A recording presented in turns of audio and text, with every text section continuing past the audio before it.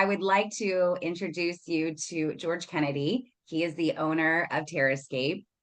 George was born in Louisiana and moved to the New Smyrna Beach area when he was only 6 months old. He created TerraScape in 2007 with a mission to build a world-class organization by creating a culture that fosters growth for landscape professionals, stimulates innovation, and as a result, delivers exceptional landscape services. Their vision is to be recognized by their clients, their team members, and experts in their industry as the best landscaping company in the market. They're located in Volusia County. Another item to note is that George has the Florida Certified Horticultural Professional designation and is Florida certified in best management practices. And now George is an instructor with the Department of Business and Professional Regulation. Good morning, George. Good morning. Thank you, Diane, for that wonderful introduction.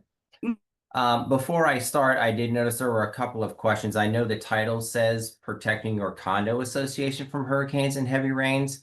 It's really any association, so we will touch on not just condominiums, but townhome condominiums, homeowners associations, etc. And this elective credit does count regardless of whether you're a board member from one of those associations or a condo or a CAM. So just wanted to clear that up right off the bat. Welcome, everyone.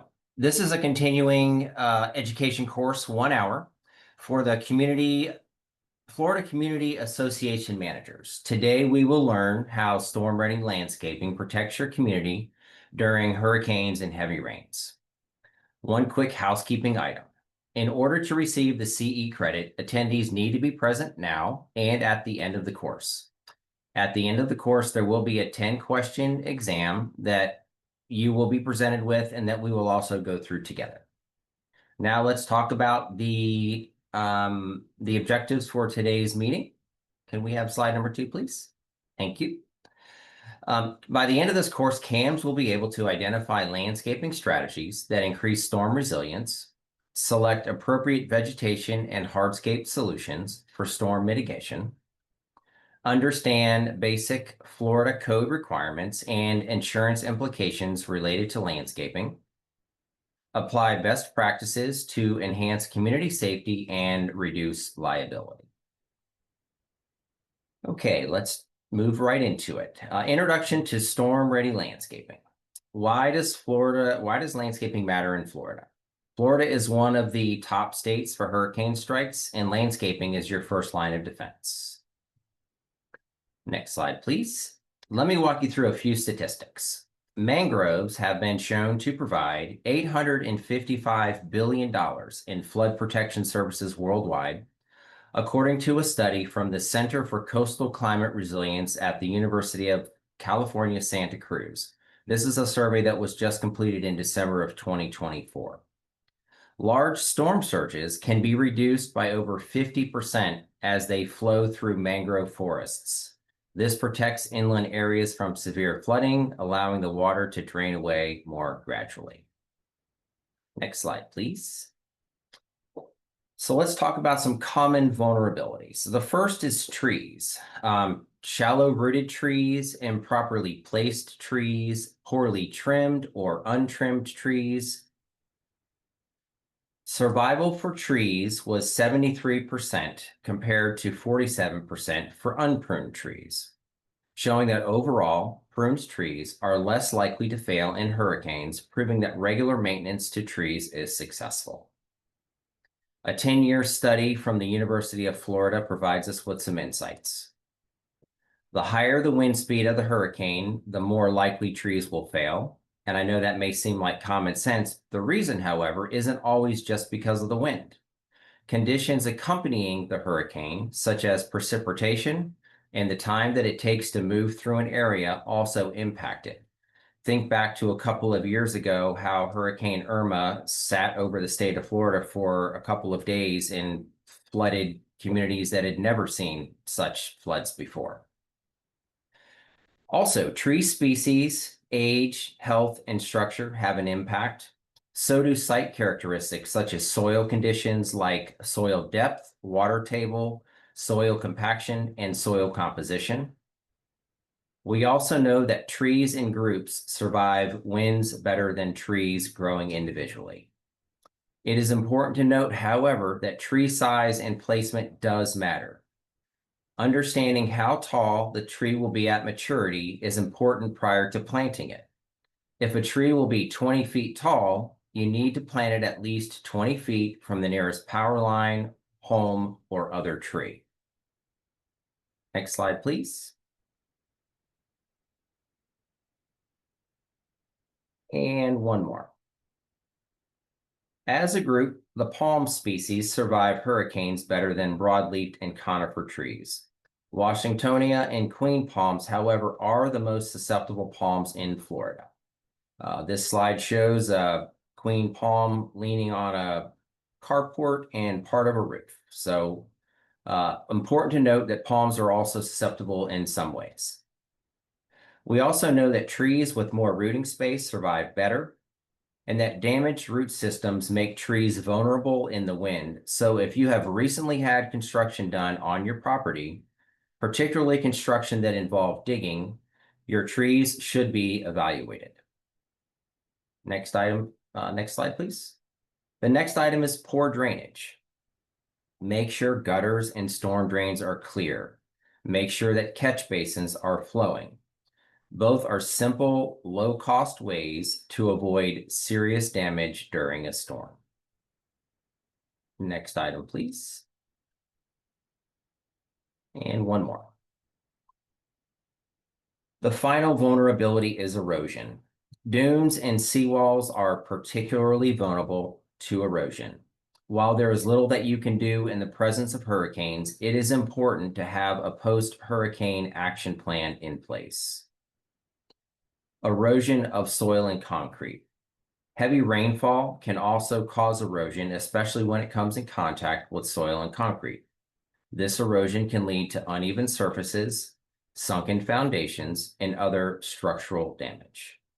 We are going to discuss drainage and erosion in more detail shortly. A key point here, thoughtful landscaping reduces damage, liability, and potentially insurance costs. All right, let's move now to resilient plants and trees. Live oak, sable palms, southern magnolias are all wind-resistant trees that survive very well in our landscapes.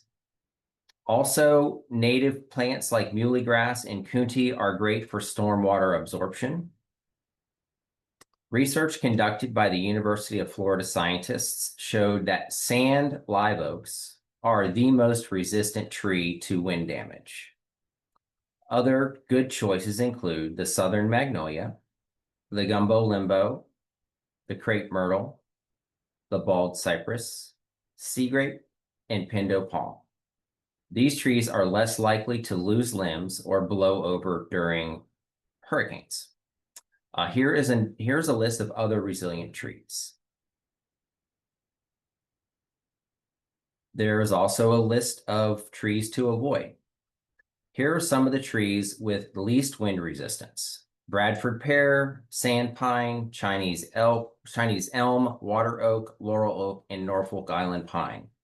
It's important to note that these trees on the list are not all on the list for the same reason. Some maybe because they have shallow rooting systems like the laurel oak, and others may because they have brittle limbs like the Norfolk Island pine that can easily be snapped off during hurricanes. Okay, let's move forward now to landscape design to reduce flooding and erosion. The first step in good landscape design begins with proper grading. We'll talk about a few things within proper grading. The first is slight slopes. You always want to make sure that you have a gentle slope of at least 3% away from the building foundation to direct water away from the building. So for a visual, 3% is about 3 inches over the span of 10 feet. So very subtle in terms of its slope away from the building.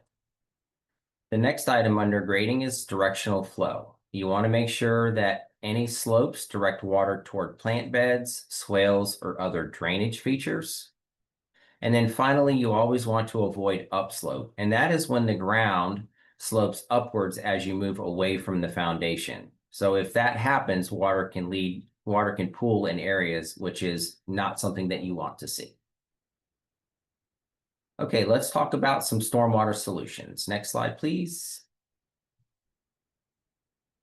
The first item is rain gardens. Rain gardens are bowl-shaped depressions designed to capture, store, and infiltrate rainwater on site. The image in front of you is an example of a small rain garden on a property. The next is a bioswale.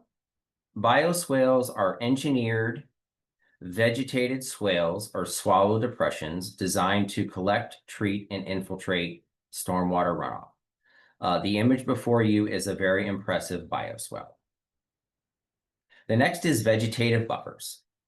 Vegetative buffers are natural or planted vegetation, including deep-rooted grasses, often used along waterways that help protect water quality, reduce erosion, and provide other environmental benefits. This is an example of a vegetated buffer.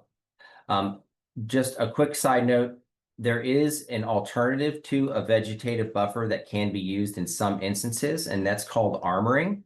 And armoring is basically using rocks instead of using vegetation. Sometimes you'll see that in place of seawalls along the intracoastal or along the ocean. Okay, next slide, please. The final item under landscape design we'll talk about today is managing runoff and soil stability around buildings. You want to make sure that you direct downspouts away from buildings or connect downspouts to underground pipes and run that water out into swales or other areas away from the buildings. It's a good idea to increase the amount of vegetation around buildings to slow water. There are also a couple of landscaping techniques that can be used. The first is a check dam. And a check dam is a temporary or permanent structure built across a ditch, swale, or channel to control stormwater runoff and prevent erosion. They are typically constructed of rocks, but can also be made of other materials. The other landscaping item that can be constructed is a terrace. Terraces are flat, level areas built on a slope, essentially creating a step-like landscape. So next slide will show you exactly what a terrace is. That's an example of a terraced backyard with native plantings. Okay, let's talk about hardscaping solutions and drainage infrastructure. The first item is permeable surfaces. You want to allow rain infiltration, including runoff with permeable surfaces, and these include permeable pavers and also porous pour concrete. French drains and retaining walls direct and slow stormwater. And then finally, anchoring or reinforcing structures. So you want to secure pergolas, benches, and trellises. You also want to use hurricane ties on arbors or privacy walls. One tip for CAMs is make sure that you schedule your annual inspection for your outdoor items before hurricane season, which means you have about 4 days. Okay, now we will move on to insurance and code compliance. There is but one code to know related to landscaping in Florida, and that is tree removal.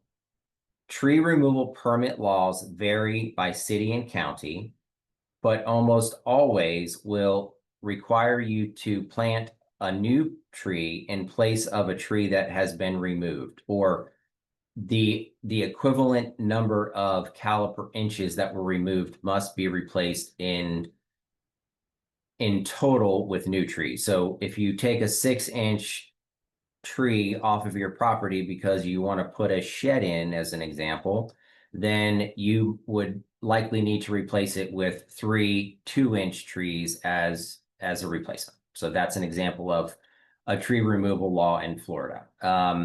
So, and also it's important to note that historical trees are almost always protected unless there's something wrong with them, like a disease or something to that effect. So if you have a historic live oak or something to that effect on your property, there's very little chance that you'll have the, you'll get the ability to remove that. So next item is CAM responsibilities. So very important CAM responsibility is pre-storm documentation. You want to make sure that you have photos and or videos of all of the exterior areas of your property. So you have sufficient evidence of what it looked like in the event that you need to file an insurance claim. It's also your responsibility to provide proper vendor selection and make sure that those vendors are in place, specifically the storm damage cleanup vendors or tree vendors prior to hurricanes. It's also your responsibility to make sure that you provide oversight of the work that they're doing and that it goes successfully to the delight of the association. It's also your responsibility to make sure that you file landscaping related storm claims. And then finally, insurance impact. Mitigating landscape damage can reduce claim disputes. So it's important to make sure that you do everything that you can in advance. It's also a good idea to encourage boards to budget for landscape improvements as part of the reserves. Okay, Diane, now it is time to do our poll. Okay, great. Real quick, before we start the poll, if you don't mind, George, there's a question of what's the definition size species of historic trees? Okay, a historic tree is going to be a hardwood tree. Live oak is the one that typically falls into the category of historic tree. It would be a tree that has been here for in excess of typically 60 years. And I can get you specific definition of what a historic tree means according to the state of Florida. And I'll get you his contact information. Okay, everyone, I'm going to launch a poll. And this is my first time doing it, so please bear with me. A poll should be showing up on your screen. And you're going to have to hit the selection that says Get QR Code. And I'm going to do this with you because I like to be included and have fun. But you basically just get your phones out, go to your camera, hit the Get QR Code and scan that code or that QR image. And then right there, you'll have 10 questions. And we have multiple choice for you. So I'm going to do it with you. So please go ahead and participate in this brief quiz. And then we'll take your questions after going through it.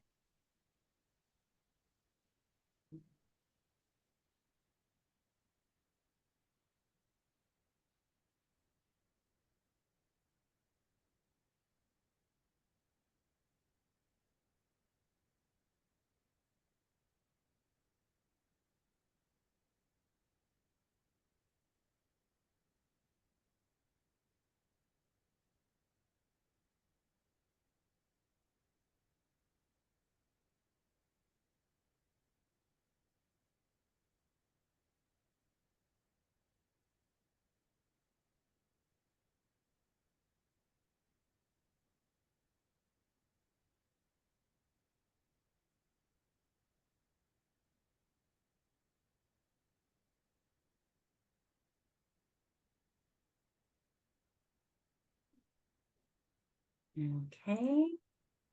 Okay, how does everybody think they did? Well, we're going to find out. Yeah, we're going to find out.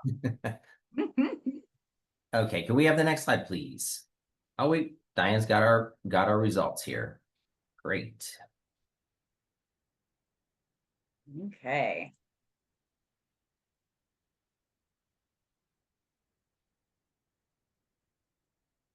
Okay, so let's go over the results of the quiz. The question number 1, which tree is best known for wind resistance in Florida storms? That is the live oak. Answer B. Number 2, which plant is ideal for absorbing stormwater and reducing runoff? That is A, Coontie.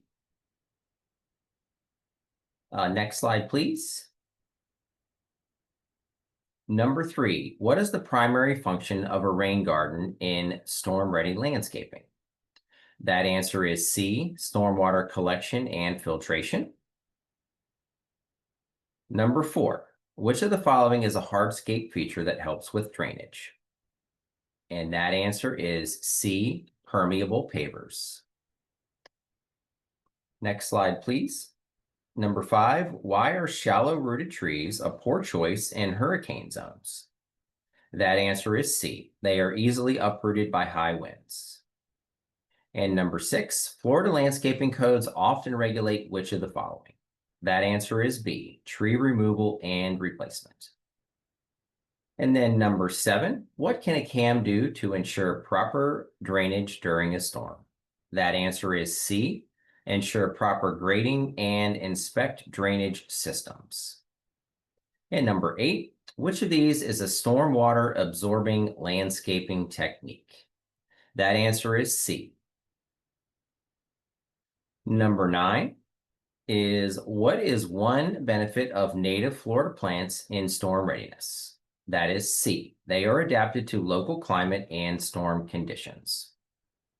And then number 10, finally, how does storm-ready landscaping affect insurance for associations? That answer is C. It may reduce damage and improve claim outcomes.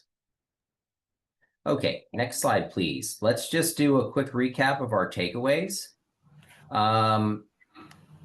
Recap best practices. Choose native wind-tolerant plants. Improve drainage with design. Know the codes and stay compliant. Use landscaping to minimize damage and liability. Now, at this time, I will open it up for questions in case anybody has some. Yes, I'm going to read them for everyone. George, what about green roof as part of the landscaping program? Green roof's a great idea. They're very new to landscaping, but they do contribute to overall to the overall viability of your landscape on your property. I don't have any experience with green roofs and hurricanes. That's something that I haven't researched yet. So I'm going to look into that and let you know more about it. Awesome. Next question. I didn't finish my questions before it was removed. Sorry, Sherry. I hope that you gained all the information as we went over it live, but thank you for starting. The quiz went away before I could finish. I'm sorry. I'll do better. I'll do better. What would a large tree be replaced with? So if that's a code related question, typically what the county or the city will require is if you remove a tree of a certain number of caliper inches, let's say 10 inches, they're going to require that you replace that tree with any combination of other new trees that equal the 10-inch caliper count. So that could be one 4-inch tree and 2 3-inch caliper trees. That could be it could be, you know, any number of trees that equals up to the 10 inches of total caliper that was removed. Hopefully that answered the question. There was a request that we email the list of wind resistant trees, and we will. Also, everyone, please keep in mind that each of these education courses are videotaped and then uploaded on the Association Allies YouTube channel. And we send that out always, at least like about a week after always. So you can share it with other board members that may not have been able to attend or other CAMs. So we will email that out as well. Next question, is there a natural seawall that would work best along the Indian River? We have rock at the moment. There are some plants that that will work. Mangrove is one of the primary choices that you'll want to consider. because of how salt tolerant they are. But there's other items that would work further away from, almost act as a buffer, not directly on the water, but maybe several feet back from the river itself. And then the next question on beaches, is building a berm a good idea? How high and wide? So beaches are a special case, and you can't do any construction on the beach without approval from the Florida Department of Environmental Protection. And the Florida Department of Environmental Protection is going to dictate what you can or cannot do on your property. And there's a number of factors that play into that, including the coastal construction control line, which most of you, I'm sure, are familiar with. Also, they look at the history of the site to determine what changes have been made over the course of the last up to 50 years. And they'll use that as a determination as to what you may or may not be able to do with relation to building dunes or berms or things of that effect. Again, hopefully I answered that question. Okay, and then we have another question that came in. Can others get CE credit by watching the YouTube video? Very good question. No, they cannot. We need to know that they are here and present. And with that answer, I'm going to put into the chat the email to send to Lindsay, your CAM license number and the name on your license for proper accounting of your attendance today. So everyone go over to the chat and make sure to grab Lindsay's email address.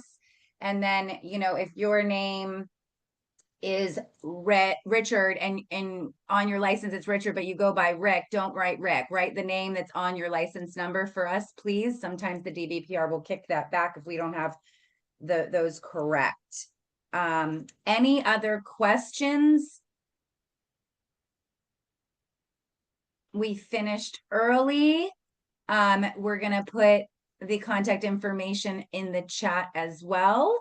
And without, let me just make sure to pop in so you can easily grab it.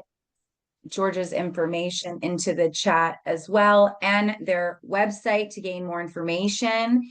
I see a question came in here as well, but I'll give it 2 seconds. If you are a CAM or a board member and you want to share this information with other CAMs in your office or other board members, please reach out to George directly and to set up either a Zoom or in person. We all believe in education here, and the more people that we can get in front of to educate, the better.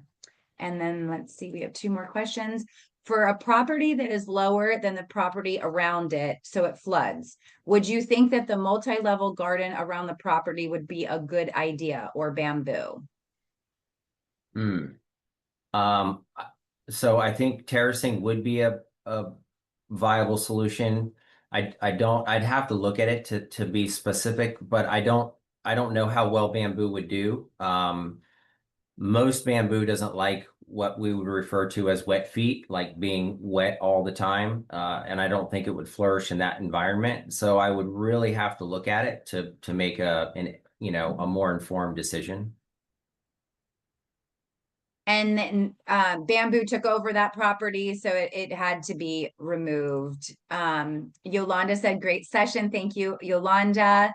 And then can you repost the email address for credit?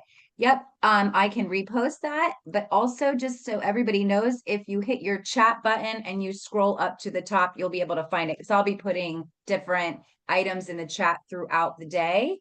So, but I just redid it as well. And then George, I just wanted to ask a quick question. I know a lot of people, especially on the river, see a lot of mangroves. Some of them I would assume are naturally there or spread from other properties. But if you're on the river, obviously the last few years we've had a lot more water with these hurricanes and seen a lot more flooding. So people who don't have the seawalls that maybe want to introduce additional mangroves, a couple questions on that you could maybe cover. One, how would you go about doing that? You know, do you have to get approval for that from somewhere? And then two, once you are able to get approval or do what you need to do to plant those, how long does it take for them to really stabilize the ground where you are putting them? So you do not need permission to plant mangroves like on your property. And if you go to FANN.org, that's Florida Association of Native Nurseries. There's several people there that sell bare root mangroves. They're basically little baby mangrove trees. And they will take several years before they get to full effect. Frankly, they're not a super fast growing plant. So it's going to take a little bit of time, especially from small rootstock, which is what's recommended. They don't recommend that you find big mangroves and put those in place. They're not as successful as ones that grow natively from youth all the way up through. Thank you.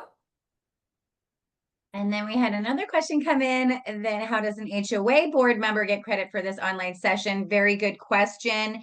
Because this topic doesn't fit the requirements that you need as an HOA board member, you don't get credit for this course other than the credit of knowledge. But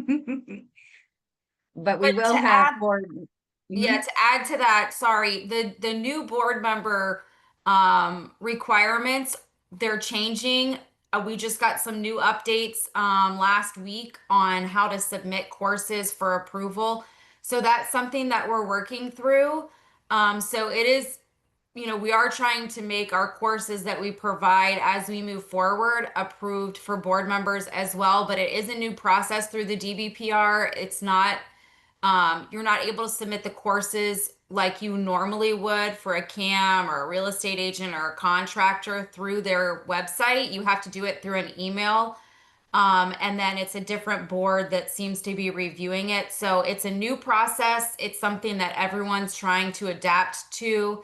But that is the goal, that we will be able to provide courses that are also board member extra